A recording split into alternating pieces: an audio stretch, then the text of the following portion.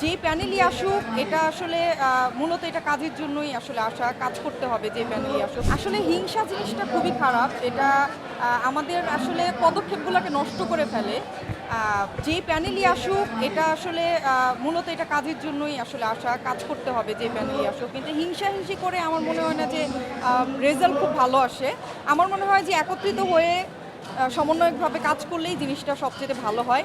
আর আমাদের এই ভিতরে যে হিংসাহিংসি বা গসিপিংগুলো হয় এগুলা কিন্তু এখন বাইরে চলে যায়। তো বাইরে গেলে যেটা হয় যে বাইরের মানুষগুলো আমাদের এই শিল্পী সমিতি নিয়ে যে একটা ধারণা বা সম্মান এই জিনিসটা আসলে নষ্ট হয়ে যায়। কী দরকার আছে আমাদের নিজেদের মধ্যে কাদা ছোড়াছুড়ি করে বাইরের মানুষের কাছ থেকে কথা শোনার?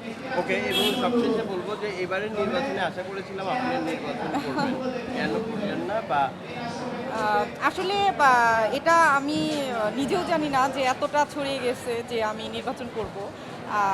আমাকে বলা হয়েছিল, কিন্তু আমার মনে হয়েছে যে এইবার আমি মেন্টালি আসলে প্রিপেয়ার্ড না নির্বাচন করার জন্য। কারণ যেহেতু আমার একটা লাইফের দুর্ঘটনা ঘটে গিয়েছে, আমার আব্বু রিসেন্টলি মারা গিয়েছে, তো মেন্টালি আমি একটু আনস্টেবল। তো এই জায়গা থেকে আমি চিন্তা করেছি যে না, আমি এই বছরটা আসলে নির্বাচন না করি।